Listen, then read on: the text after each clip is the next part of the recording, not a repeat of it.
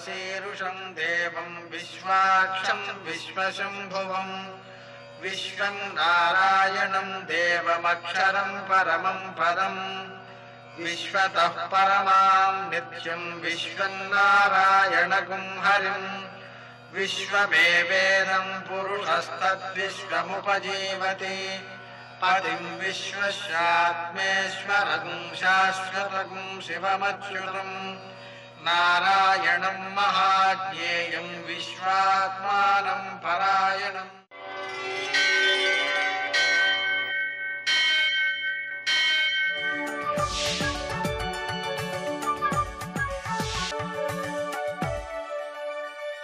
सूर्यशौर्यमथेन्दुरिन्द्रपदवी सन्मङ्गलं मङ्गलम्। मृत्युंजयाय रुद्राय नीलकंठाय संभवे अमृतेशाय सर्वाय महादेवाय ते नमः। నేటి కాలమాన విశేషాలను గమనిద్దాం. స్వస్తి శ్రీ చాంద్రమాన మన్మథనామ సంవత్సరం దక్షిణాయనం వర్ష ఋతువు శ్రావణ మాసం కృష్ణపక్షం సోమవారం. సూర్యోదయం 6 గంటల 5 నిమిషాలకు, సూర్యాస్తమయం 6 గంటల 27 నిమిషాలకు. తిథి విధియ సాయంకాలం 4 గంటల 51 నిమిషాల వరకు. నక్షత్రం పూర్వభాద్ర ఉదయం 9 గంటల 55 నిమిషాల వరకు. వర్జం సాయంకాలం 6 గంటల 26 నిమిషాల నుంచి 7 గంటల 51 నిమిషాల వరకు. దుర్ముహూర్తం మధ్యాహ్నం 12 గంటల 41 నిమిషాల నుంచి 1 గంట 30 నిమిషాల వరకు. మరల మధ్యాహ్నం 3 గంటల 9 నిమిషాల నుంచి 3 గంటల 59 నిమిషాల వరకు. అమృతకాలం రాత్రి 2 గంటల 58 నిమిషాల నుంచి 4 గంటల 23 నిమిషాల వరకు. రాహుకాలం సోమవారం కాబట్టి ఉదయం 7:30 నుంచి 9 గంటల వరకు. అష్టకౌరిక రీత్యా శుభప్రదమైన సమయం ఉదయం 7 గంటలకి. నేటి విశేషాలు. శివ నక్తవ్రతం. ఇది శ్రావణ మాసంలో సోమవారం శివప్రీతికరం కావడం వల్ల ఈ శివనక్త వ్రతాన్ని చేస్తూ ఉంటారు. ఇది ఉదయం నుంచి రాత్రి వరకు ఆయన నామస్మరణతోనూ అభిషేకాదులతో పూజాధికంతో మారేడు దళాలతో పూజించడం అనేటువంటి కార్యాలతో నక్షత్రోదయం వరకు రాత్రి వరకు ఆ పూజాధికారాన్ని నిర్వర్తించుకుని అటు తర్వాత ఆ దేవునికి నివేదన చేసినటువంటి పదార్థాలతో ప్రసాదం స్వీకరించాలి. అప్పుడే భోజనం చేయాలి. అందుకని దీన్ని శివ నక్తవ్రతం అంటారు. నక్తం అంటే రాత్రి వరకు ఉపవాసం ఉండి రాత్రి ఆ ప్రసాదాలను స్వీకరించేటువంటి వ్యవస్థను అలా పిలుస్తారన్నమాట. విశేషించి ఈరోజు శంకరునికి ప్రీతికరమైనది కావడం వలన, గౌరీదేవికి కూడా ప్రీతికరమైనది కావడం వలన ఆ దంపతులను సంతాన యుతులుగా అంటే గణపతి మరియు కుమారస్వామి వారితో సహా కనుక మనం ఆయన ఆరాధించుకున్నట్లయితే మనకు జీవితంలో కావలసినటువంటివన్నీ సిద్ధిస్తాయి. సమగ్రమైన జీవన విధానం లభిస్తుంది. మృత్యుంజయత్వం సిద్ధిస్తుంది. అన్ని రకాలుగాను అన్ని సంపదలు సిద్ధిస్తాయి. ఆ శివనక్త వ్రతం ద్వారా ఆ శివుని యొక్క అనుగ్రహాన్ని సాధించాలి. నేటి ఆణిముత్యాలు.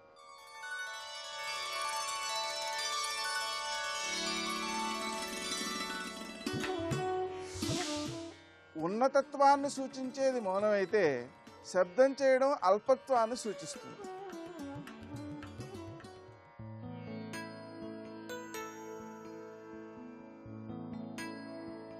భయం మనిషికి ఒంటరితనాన్ని ఇస్తుంది. కారణం తెలుసుకోగలిగితే భయమే ఒంటరిదవుతుంది.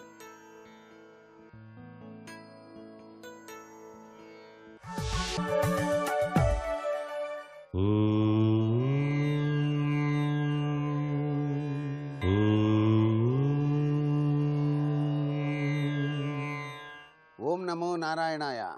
ఓం నమ శివాయ. శ్రీమాత్రే నమః. శ్రావణ సోమవారం అభిషేక ప్రియుడైనటువంటి పరమేశ్వరునికి చాలా విశిష్టవంతమైనటువంటి సుదినాలు ఇవన్నీ కూడా. ప్రతి సోమవారం కూడాను పరమేశ్వరుని ధ్యానం చేయటం, అభిషేకార్చన చేయటం ఈ మాసంలో చాలా విశిష్ట శుభ ఫలితాల్ని ప్రసాదింపజేస్తుంది.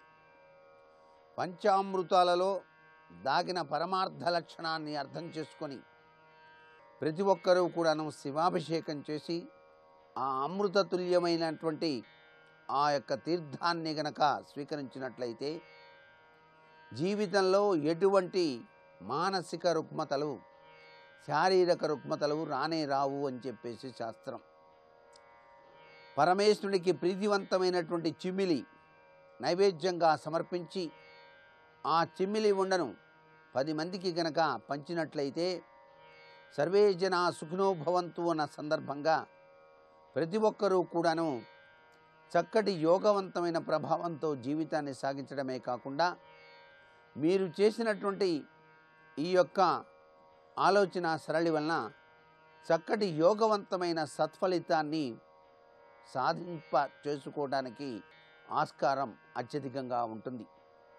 బిల్వ పత్రంతో పరమేశ్వరుణ్ణి ఈరోజు వీలైతే 1,00,000 బిల్వార్చన గనక ఆచరించినట్లయితే అద్భుతవంతమైనటువంటి సిరి సంపదలతో తులతూగుతారు సుమా.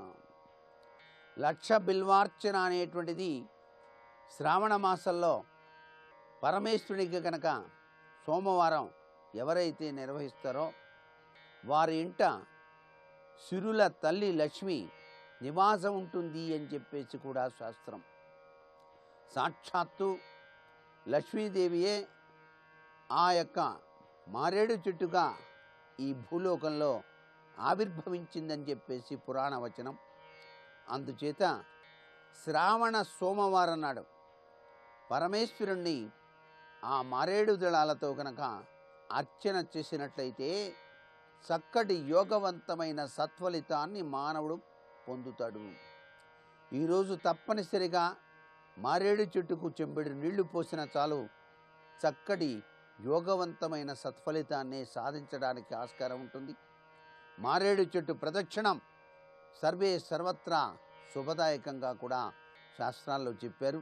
మారేడు చెట్టుకు కాసినటువంటి ఆ మారేడు కాయను ఎండబెట్టి దానిలో గుజ్జు తీసేసి దానిలో గనక విభూదిని పోసి ఆ విభూదిని గనక నిత్యం కనుక ప్రతి ఒక్కరూ కనుక ధారణ చేసినట్లయితే శుభకరుడైనటువంటి పరమేశ్వరుడు ఆగామి సంచిత ప్రారంభ కర్మల్ని తొలగిస్తాడు.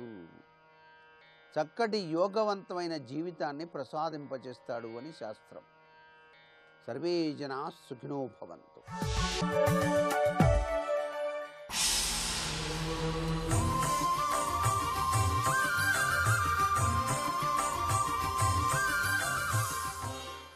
శతక సాహితీ సరస్వతికి నమస్కారం. అభూత ప్రత్యూహ సకల హరిదుల్లాసన విధి విలీనో లోకానాం సహి నయన తాపోపి కమలే తవాస్మిన్ పీయూషం కిరతి వదనే రమ్య వదనే కుతో హేతోశ్చేతో విధురయ ముదేతి స్మ జలధే. ఓ మహాలక్ష్మి, నీ ముఖకమలము నుండి పరమానందకరమైనటువంటి దివ్య కాంతులు ప్రసారమవుతున్నాయి. ఆ ముఖం నుండి అమృత కిరణములు వెలువడుతున్నాయి సకల లోకాల మీదకు కూడా. ఆ అమృత కిరణములు ప్రసారం అవుతుంటే సకల దిక్కులు కూడా చాలా ఉల్లాసభరితంగా ఆనందాన్ని పొందుతున్నాయి. నీ విలీనో లోకానాం సహి నయన తాపోపి కమలే, సకల లోకముల కన్నులన్నీ కూడా నీ వైపే చూస్తూ ఉన్నాయి. ఈ అమృత కిరణములను ఆస్వాదిస్తూ ఆనందాన్ని పొందుతున్నాయి సకల లోకాలు. సకల లోకముల యొక్క నేత్రములు నీ వైపు చూస్తున్నాయి. ఓ తల్లి, తవాస్మిన్ పీయూషం కిరతి వదనే రమ్య వదనే, నీ యొక్క ముఖము నుండి వెలువడేటువంటి ఈ అమృత కిరణములను, ఆ రమ్యమైన మనోహరమైనటువంటి ఆ మోమును చూస్తూ సకల లోకాలు ఆనందించేటువంటి ఈ సమయంలో కుతో హేతోశ్చేతో విధురయ ముదేతి స్మ జలధే, ఇంకా పాల సముద్రం నుండి చంద్రుడు ఉద్భవించవలసినటువంటి అవసరం ఏమైనా ఉన్నదా? నీ ముఖచంద్రుడే సకల లోకములకు దివ్యానందాన్ని కలిగించే అమృత కిరణములను ప్రసారం చేస్తూ వారందరికీ ఆహ్లాదాన్ని ఆనందాన్ని కలిగిస్తూ ఉంటే సకల లోకములు కూడా పరమానందముతో నీ ముఖకమలము నుండి వెలువడేటువంటి కాంతులను చూచి ఆనందిస్తూ నిన్ను ప్రస్తుతిస్తూ ఉండగా ఇంకా మళ్ళీ ఈ లోకంలో చంద్రుడు మళ్ళీ పాలసముద్రం నుండి పుట్టవలసినటువంటి అవసరం ఏమైనా ఉన్నదా? ఏమీ లేదు తల్లి. సకల లోకాలకు కూడా నీ ముఖము నుండి వెలువడేటువంటి అమృత కిరణములే ఆనందాన్ని కలిగిస్తున్నాయి. అలాగే నీవు పరమానంద భరితవై ప్రసన్నవై మమ్మల్ని అనుగ్రహించు. నీ ముఖకాంతులతో మాకు ఇహపర సుఖాలను కలిగించమని వేడుకుంటూ అద్భుతమైన శ్లోక రచనతో గొప్ప స్తోత్రాన్ని మనకు అందించిన మహాపండిత కవులు శ్రీ జగన్నాథ పండితరాయల వారి లక్ష్మీలహరిలోని మరి ఒక శ్లోకం గురించి రేపు ఉదయం తెలుసుకుందాం. ఓం శ్రీ మహాలక్ష్మీదేవ్యై నమః. పంచముఖ ఆంజనేయ ప్రణామమయ్యా, దశభుజా రుద్రతేజ దండములయ్యా, దశభుజా రుద్రతేజ దండములయ్యా, పంచముఖ ఆంజనేయ ప్రణామమయ్యా. ఉద్యదాదిత్య సంకాశముదార భుజ విక్రమం కందర్పకోటి లావణ్యం సర్వ విద్యా విశారదం శ్రీరామ హృదయానందం భక్తకల్పమహీరుహం అభయం వరదం దుర్భ్యాం కలయే మారుతాత్మజం. రామాయ రామభద్రాయ రామచంద్రాయ వేధసే రఘునాథాయ నాథాయ సీతాయా పతయే నమః. శివాయ గురవే నమః. శ్రీమాత్రే నమః. శ్రీ విష్ణురూపాయ నమః శివాయ. శ్రీరామ జయ రామ జయ జయ రామ. తతస్తుతం వానరవీరముఖ్యం మహాబలం మారుతతుల్య వేగం మహామతిం వాయుసుతం వరిష్టం ప్రతుష్టువుర్దేవ గణాశ్చ సర్వే. ఈ శ్లోకం సుందరకాండలోని 54వ సర్గలో చివరిలో చెప్పబడుతున్న శ్లోకాల్లో ఒకటి. ఇది ఈ సర్గ అంతా కూడా హనుమంతుని యొక్క దైవత్వాన్ని ప్రకటిస్తున్నటువంటి సర్గ. ప్రత్యేకించి ఇది స్తోత్రముల్లో భాగంగా చెప్పబడుతున్నది. ఇందులో వాడిన శబ్దములన్నీ కూడా స్తుతిలో వాడబడేవే. వానరవీర ముఖ్యం, మహాబలం, మారుతతుల్య వేగం, మహామతిం, వాయుసుతం, వరిష్టం అంటూ ఇక్కడ మొత్తం 6 నామములు చెప్పబడుతున్నాయి. పైగా దేవగణములన్నీ ఆనందంగా స్తోత్రం చేస్తున్నాయి. ఇక్కడ ప్రతుష్టువు అన్న మాట వేశారు. ఇక్కడ అంటే ఉత్కృష్టముగా స్తోత్రం చేస్తున్నాయి ఆంజనేయ స్వామి వారిని. బుద్ధిమంతుడైన హనుమంతుడు, వాయువుతో సమానమైన వేగము బలము కలిగినటువంటి వాడు శ్రేష్ఠుడు. ఇక్కడ వరిష్టం అనేది వరేణ్యం అనేటువంటి వైదిక శబ్దంతో సమానం. శ్రేష్ఠుడు అని చెప్పడంలో ఈ మాటను వాడతారు. పైగా దివ్య శబ్దములన్నీ ఇందులో ప్రయోగించబడినాయి. ఇప్పటి వరకు హనుమ చేసిన మహాకార్యముల్లో భంక్త్వా వనం మహాతేజ హత్వా రక్షాంస సంయుగే దగ్ధ్వా లంకాపురీం రమ్యాం రరాజస మహాకపి. ఇంతవరకు చేసిన మహాకార్యములన్నీ ఒక చోటు సమన్వయించి చూపిస్తున్నాడు వాల్మీకి. అశోకవనాన్ని ధ్వంసం చేయడం, రాక్షసులను యుద్ధంలో సంహరించడం, లంకానగరాన్ని దగ్ధము చేయడం, ఇవన్నీ చేసి రరాజ ప్రకాశిస్తున్నటువంటి ఆంజనేయ స్వామి వారు. ఆ స్తుతించినటువంటి వారు కూడా దేవాహ గంధర్వాహ సిద్ధాశ్చ పరమర్షయ, ఋషులు దేవతలు గంధర్వులు సిద్ధులు వీరందరూ కూడా హనుమంతుని యొక్క మహాకార్యాన్ని చూసి విస్మృతులయ్యారు, ఆశ్చర్యచకితులయ్యారు. ఇది ఎవరు ఊహలో కూడా చేయలేనటువంటి మహాకార్యం. కనుకనే వాళ్ళు కూడా కాలాగ్నిరితి సంచించ, ఇతడు సాక్షాత్ కాలాగ్ని రుద్రరూపుడు. ఇది 2 మార్లు ఈ శబ్దాన్ని ప్రయోగించి స్వామి యొక్క కాలాగ్ని రుద్ర స్వరూపాన్ని సంభావన చేస్తున్నాడు వాల్మీకి. సర్వభూతాని తత్రసుహు, అంతేకాదు సమస్త భూతకోటి కూడా భయపడుతోందట ఆంజనేయ స్వామి వారి యొక్క మహారూపాన్ని చూస్తూ ఉండగా. పరమేశ్వరుడు ధరించిన మహద్రూపాన్ని చూసి సమస్త ప్రాణికోటి ఎలా భయపడుతుందో అలా భయపడుతున్నారు.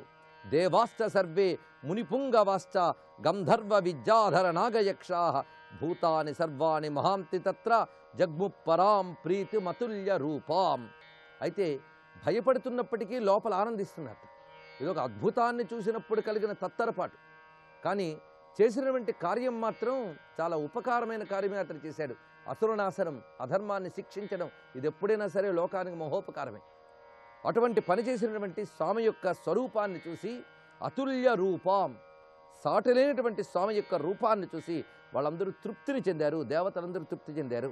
ఇంతవరకు మనం చెప్పుకున్నది స్వామి చేసిన లంకా దహనం. ఇందులో నిజానికి స్వామి దగ్ధం చేశాడా అంటే ఆయన యొక్క తోక మంటే దగ్ధం చేసిందంతా కూడా. కనుకనే ఆ వాలాగ్నికి నమస్కారం చేసుకుందాం. స్వామికి వాలగాత్రం అనే నామం కూడా ఉన్నది, భజే వాలగాత్రం అని. అంటే తోక కలిగిన శరీరము కలవాడు అని. వానరులకి తోక చాలా ప్రధానమని కదా రావణాసురుడు కూడా అన్నాడు. పైగా హనుమద్ రూపంలో ఈ లాంగూలం చాలా ప్రధానం. మన మొదటి నుంచి కూడా లాంగూలం ప్రత్యేకతని స్మరిస్తూనే ఉన్నాం. స్వామి ఎప్పుడు తన స్వరూపాన్ని పెంచినా ఆ లాంగూలాన్ని నేలకేసి కొడుతున్నాడు అనే మాటని మనం సుమారు ఒక 4-5 మార్లు చెప్పుకున్నాం. ఈ లాంగూలం కొట్టడంతోనే స్వామి తర్వాత రూపంలోకి వెళుతున్నాడు. అంటే లాంగూలం ఒక ప్రేరణలాగా ఆయనకు పనిచేస్తున్నది అనమాట. అంటే పరమాత్మని ప్రేరేపించే శక్తి ఎలాంటిదో హనుమంతుని ప్రేరేపించే ఒక ప్రేరక శక్తి ఈ లాంగూలము. కనుకనే లాంగూలం ఒక ప్రేరక శక్తి అని భావించాలి. ప్రేరక శక్తి అనగానే పరమాత్మను కూడా ప్రేరేపించే శక్తి ఏది? ఆ శక్తే పరాశక్తి. పరాస్య శక్తి వివిధైవ సురీయతే అని చెప్పినట్లుగా ఆ పరాశక్తే ప్రేరేపిస్తున్నది పరమాత్మని. దేవం దేవం రాధసే చోదయంతీం అని శృతి చెప్పినట్లుగా. అందుకే ఇక్కడ తోక గురించి అనేక విశేషణములు ఇతర శాస్త్రముల యందు కూడా చెప్పబడుతున్నాయి. పైగా హనుమంతుని తోకనికి నమస్కారం చేసుకోవడం కూడా ఒక ఉపాసనలో భాగం. ఇప్పటికీ మనకు అనేక ప్రాంతాల్లో తోకకి మొక్కులు చెల్లించడం కనబడుతూ ఉంటుంది. తోక మొదలు నుంచి కొన వరకు కూడాను బొట్లు పెట్టి నమస్కరించడం కూడా కనబడుతుంది. పైగా వెన్న పూస్తారు ఆంజనేయ స్వామి వారికి, ఈ తోకకు కూడా వెన్న పూస్తారు. కొందరు మొక్కుకుంటారు కూడా, తోకకి మేము బొట్లు పెడతామని. పైగా వివాహం కాని వారికి హనుమంతుడి తోకకు బొట్టు పెడితే వివాహం అవుతుందని ఒక నమ్మకం కూడా ఉన్నది. ఒక్క వివాహమే కాదు, ఏ కార్యాలనైనా సిద్ధింపజేస్తుంది తోకను ఉపాసించితే.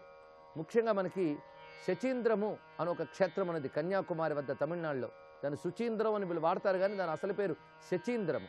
అంటే శచీపురందర మహర్షి హనుమన్ మంత్రానికి ద్రష్ట కనుక ఆ పేరుతో అక్కడ క్షేత్రం ఉన్నది. అక్కడ ఒక విరాట్ మూర్తి ఉంది హనుమంతుడిది. అక్కడ ఈ తోకను ఆరాధించడం ప్రత్యేకం కనబడుతుంది. అలాగే మంత్రశాస్త్రంలో లాంగూలాస్త్రము, లాంగూలోపనిషత్తు అని ఒక మంత్రం కూడా విశేషం ఉన్నది. అదంతా కూడా లాంగూలాన్ని ఆధారం చేసుకున్న మంత్రం. ఆ మంత్రం పఠించినా అది రక్షిస్తుందని శాస్త్రాల్లో చెప్తారు. అది మంత్ర విశేషం కనుక ప్రత్యక్షం చేయట్లేదు, కానీ ఒక మహా మంత్ర విశేషం ఉంది లాంగూలంలో. కనుకనే లాంగూల సహితంగా ఆంజనేయ స్వామిని ఆరాధించడం కనబడుతున్నది. పైగా లాంగూలాన్ని పైకి ఎత్తి పెట్టినటువంటి రూపం ఒకటి ఆపదుద్ధారక హనుమన్ మంత్రమూర్తిలో కనబడుతున్నది. అయితే ఈ తోక ఏమిటి? దీని గురించి మనకు ఆగమాల్లో ఒక అద్భుతమైన కథ ఉన్నది. దేవతలందరూ కలిసి ఒకప్పుడు కైలాసానికి వెళ్ళి పరమేశ్వరుని, స్వామి నువ్వు అవతరించాలి లోకరక్షణ కోసం, నారాయణుడు రావణ సంహారం కోసం రామునిగా అవతరిస్తున్నారు, నువ్వు కూడా రామునికి సహాయంగా అవతరించాలయ్యా అని ఎప్పుడైతే ప్రార్థించారో, నేను తప్పకుండా అవతరిస్తానన్నట్ట పరమేశ్వరుడు. నేను వస్తానని ఎప్పుడైతే పరమేశ్వరుడు అన్నాడో, మీతో పాటు నేను వస్తానందిట పార్వతీదేవి. నువ్వెందుకు తోకలాగా అన్నట్ట శివుడు. తోకలాగే వస్తాను స్వామి అందరి పార్వతీదేవి. ఆ తోకలాగే వచ్చింది. తోకలాగే ఏమిటి, తోకగానే వచ్చింది ఆవిడ. కనుకనే శివుడు హనుమంతుడైతే శక్తి తోక. బ్రహ్మచారిలా కనబడుతున్నా ఆయన శక్తి అంతా తోక రూపంలో ఆయనతోనే ఉన్నది. ఇది తెలుసుకోవాల్సింది. అందుకే ఆ తోక ఈ సీత యొక్క దుఃఖాన్ని చూడగానే మండిందండి. ఎందుకంటే పతివ్రతలు కంట నీరు పెడితే ఆ మహాపతివ్రత అయిన అమ్మ పార్వతీదేవి తట్టుకోలేదు. అందుకే సీతమ్మ కంట నీరు చూసిన వెంటనే ఆ గౌరీదేవి మహాదేవి దుర్గాదేవి అయ్యి ఒక్కసారి జ్వలించి అగ్నిగా మారి మొత్తం లంకానగరాన్ని దహనం చేసిందని భావించవచ్చు. కనుకనే ఆ శక్తియే లంకని దహనం చేసింది. అంటే స్త్రీమూర్తి అయిన పరాశక్తియే దహనం చేసింది. అందుకే అది మామూలు మంట కాదయ్యా, ఆ మంటలో రాముని క్రోధం ఉన్నది, సీతమ్మ యొక్క శోకం ఉన్నది అనే మాటని పెద్దలు చెప్తూ ఉంటారు. ఉల్లంఘ్య సింధో సలిలం సలీలం యశోకవన్నిం జనకాత్మజాయా ఆదాయ తేనైవ దదాహలంకాం నమామితం ప్రాంజలి రాంజనేయం అని ఒక ప్రసిద్ధమైన ధ్యాన శ్లోకం మనకున్నది. ఆంజనేయ స్వామి లంకలోకి ప్రవేశించి అశోకవనానికి వచ్చి అమ్మ హృదయంలో ఉన్న శోకాగ్నిని తీసేట. శోకం కూడా ఒక మంటే, అది తప్పింపజేస్తూ ఉంటుంది. హనుమంతుడు ఎప్పుడైతే ఓదార్చాడో అమ్మ యొక్క శోకపు మంట అమ్మ నుంచి వెలికి వచ్చేసింది. ఆ బయటకు తీసేసాడు ఆ శోకాగ్నిని. ఆ బయటకు తీసిన శోకాగ్నిని తీసుకువచ్చి తన తోక మీద పెట్టి ఆ తోకతో మొత్తం దహనం చేశాడు. అంటే ఇప్పుడు దహనం చేసింది ఎవరు? హనుమంతుడు తోక మంట కాదు, అమ్మ యొక్క శోకపు మంట. ఇది చెప్తున్నారు. అందుకే ఉత్తమమైన స్త్రీ కంట నీరు పెడితే ఆ నీరు నిప్పై తగలబెడుతుంది ఆ కొంపని. అది ఇందులో తెలుసుకోవాల్సిన మరొక ముఖ్యమైన అంశం. కనుకనే అది సీతమ్మ యొక్క శోకాగ్ని. ఇంకా భావన చేస్తే సామీ నీ హృదయం రూపుగొని ఆ సామీరిగా మారి నీ ప్రేమం ముంధర నీజతో తెలిపి నీ క్రుద్ధోగ్రభావము ఉద్దామాకార మహాగ్నిగా రిపుపురిన్ దగ్ధంబు కావించి నీ శ్రీమన్మంజుల గాథ సుందరము చేసెన్ రామచంద్ర ప్రభు రామచంద్ర ప్రభు. స్వామీ నీ హృదయమ్మె రూపుగొని ఆ సామీరిగా మారి. సామీరి అంటే ఆంజనేయ స్వామివారు. ఓ రామచంద్ర, నీ హృదయమే శివుడు. శివస్య హృదయం విష్ణువు, విష్ణుశ్చ హృదయం శివ అన్నారు కదా. నీ హృదయమైనటువంటి శివుడు హనుమంతుడిగా రూపం ధరించి, అంటే రాముని హృదయమే లంకకు చేరుకుంది హనుమద్ రూపంలో. రాముని హృదయంలో రెండు ఉన్నాయి. సీతమ్మ మీద ప్రేమ, రావణుడి మీద కోపం. ఆ ప్రేమని చెప్పి ఓదార్చాడు అశోకవనంలో. ఇంకా క్రోధం మిగిలిపోయింది. ఆ క్రోధం అగ్నిగా మారి లంకని దహనం చేసింది. కనుక రాముడిలో ఉన్నటువంటి ప్రేమని క్రోధాన్ని మోసుకొచ్చాడు ఆంజనేయ స్వామి. అక్కడ రాముని ప్రేమని సీత ముందు పెట్టాడు, రాముని కోపాన్ని లంక మీద పెట్టాడు. అది అన్నమాట ఇందులో ఉన్నటువంటి భావం. సామీ నీ హృదయమ్మె రూపుగొని ఆ సామీరిగా మారి నీ ప్రేమమ్మున్ ధరణీజతో తెలిపి నీ క్రుద్ధోగ్ర భావమ్ము ముద్దాకార మహాగ్నిగా రిపుపురిని దగ్ధంబు కావించి నీ శ్రీమన్ మంజుల గాథ సుందరము చేశాను రామచంద్ర ప్రభు. ఓ రామ, నీ కథని సుందరం చేశాడయ్యా ఆంజనేయ స్వామి వారు. రామాయణంలో సుందరకాండ హనుమంతుని వల్ల అయింది కనుక రామకథ సుందరమైంది ఆంజనేయ స్వామి వారి వల్ల అని భావన చేయొచ్చు. మొత్తానికి ఈ దివ్యమైనటువంటి లాంగూలము ద్వారా తన శక్తిని ప్రకటించినటువంటి వాలగాత్రుడైన హనుమకు, ఆ వాలములో ఉన్న శక్తికి నమస్కరిస్తూ తర్వాత సర్గలోకి మనం ప్రవేశిస్తున్నాం.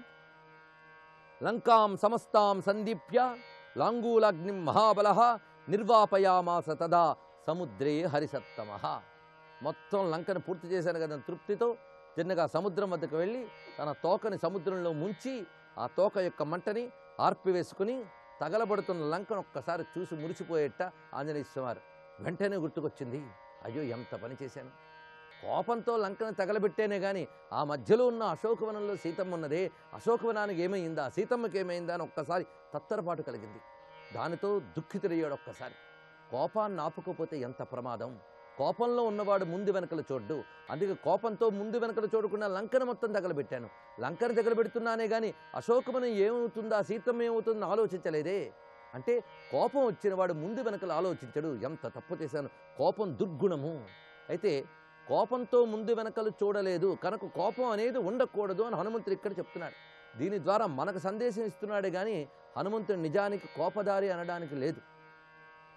మహాత్ములు ఆవేశంతో ముందు వెనక చూడకుండా పనిచేసినప్పటికీ కూడా ఆ పనిలో కూడా భగవత్శక్తి ఉంటుంది.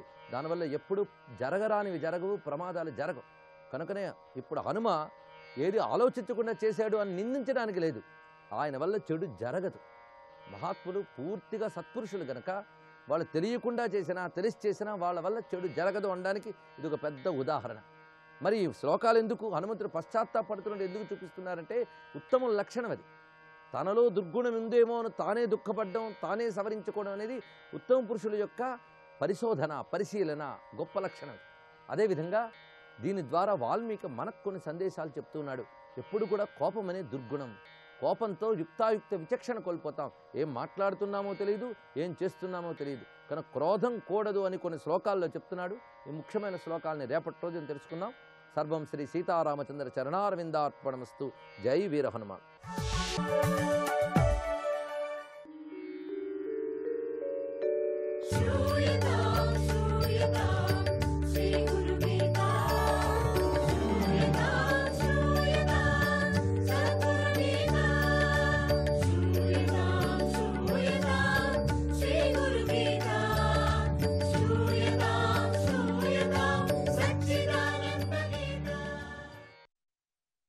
జై గురుదత్త. ఇప్పుడు అనుకున్నాం కదా, పని లేని మనస్సుకు పని పెట్టాలి అని. అట్లనే సద్గ్రంథాలు చదవాలి, ఇతరులకు చదివి వినిపించాలి. చదువు చదివించు అన్నట్టు జపధ్యానాదులు చేయాలి, ప్రాణాయామం చేయాలి. ఇవన్నీ నియమం. నియమం అంటే ఎందుకు నియమం పెట్టుకున్నామంటే ఈ బుద్ధికి, ఈ ఇంద్రియాలకు ఒక పాఠం. ఈ గంటకే చేయాలా, ఇట్లనే ఉండాలా అనేది కాదు. ఈ శరీరానికి అంటే ఈ ఇంద్రియాలకి, ఈ బుద్ధికి మనం బుద్ధి చెప్తూ ఉండాలి. దీనివల్ల బుద్ధి శుద్ధమై సమస్యలకు పరిష్కారం మీకే తెలుస్తుంది, తోస్తుంది కూడా. పని కలిగి ప్రశాంతంగా ఉన్న బుద్ధికి వేదాంతం పట్టుతుంది. కానీ కష్టకాలంలో కూడా వేదాంతం పట్టుతుంది. ఉదాహరణకు భగవద్గీతోపదేశం ప్రాణ సంకటమైన యుద్ధ సమయంలో అర్జునుడికి భగవద్గీత ఉపదేశం జరిగింది కదా. అతను ఏకాగ్రంగా విని తత్వం గ్రహించి తన కర్తవ్యాన్ని నిర్వర్తించాడు. ఆ తర్వాత పాండవులు రాజ్యం చేస్తున్న రోజుల్లో ఒక రోజున ఉయ్యాల బల్లపై కూర్చొని ఉండగా అర్జునుడు కృష్ణుడితో ఇలా అన్నాడట, బావా, అప్పుడు ఆ హడావుడిలో ఏదో ఉపదేశం చేశావు, అప్పుడు అది సరిగా గుర్తు రావటం లేదు, ఇప్పుడు అది మళ్ళీ ఉపదేశించు అని అడిగాడు. దానికి కృష్ణుడు, అర్జున, ఉపదేశం అంటే నిత్యము మననం చేయాల్సింది, అంతేగాని తీరిగ్గా ఉన్నప్పుడు ఆలోచించు, తర్వాత చూసుకుందాంలే, తర్వాత ఆలోచించుకుందాంలే అనుకునేది కాదయ్యా ఇది. పైగా అప్పుడేం చెప్పాను నేను, అదే మళ్ళీ రమ్మంటే రాదయ్యా. అయినా నీ మీద ప్రేమతో, శిష్య ప్రేమతో మళ్ళీ చెప్తాను విను అని మళ్ళీ ఉపదేశించాడు. కానీ ఈ మాట అర్జునుడికి తీరిక లేదు. మధ్యలో ఎవరెవరో అధికారులు వచ్చి ఏమేమో అడుగుతున్నారు. వారికి సమాధానాలు ఇస్తూ ఈ ఉపదేశం వింటున్నాడు. ఎట్లా అవుతుంది ఇది? ఈ ఉపదేశం అంతా అనుగీత అనే పేరుతో మహాభారతంలో ఉంది. భగవద్గీతలో తత్వం అంతా ఇందులో కూడా వివరించబడింది.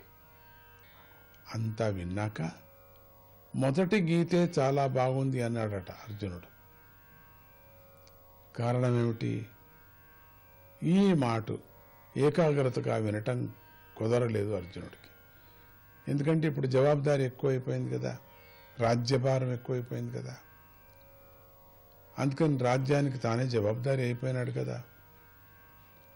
అందుకని ఇక్కడ ఏకాగ్రత పెట్టడానికి కాలేదు, రాజ్య పనుల మీద పెట్టాడు. అందుకే ఉపదేశానికి బయట వాతావరణం కన్నా శిష్యుడి మనస్సే ముఖ్యం. మనిషి దుఃఖంలో ఉన్నప్పుడు అతడికి వేదాంతమే ఉపదేశించాలి. సుఖకాలం వచ్చాక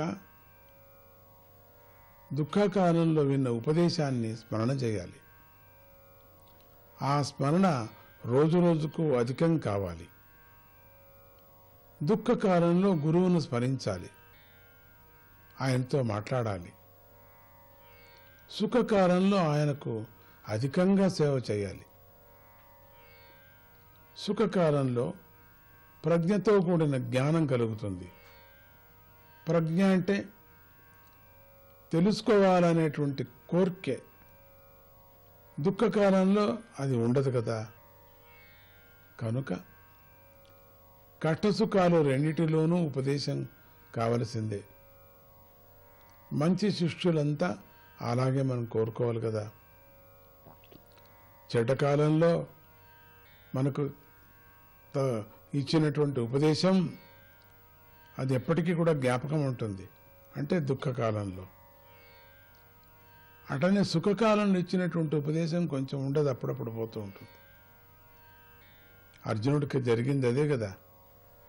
దుఃఖకాలంలో ఇచ్చినటువంటి ఉపదేశం అదే బాగా అర్థమైంది. ఇప్పుడు సుఖకాలంలో ఇచ్చేటువంటి ఈ ఉపదేశం అర్థం కావటం లేదు సరిగా. జై గురుదత్త, శ్రీ గురుదత్త.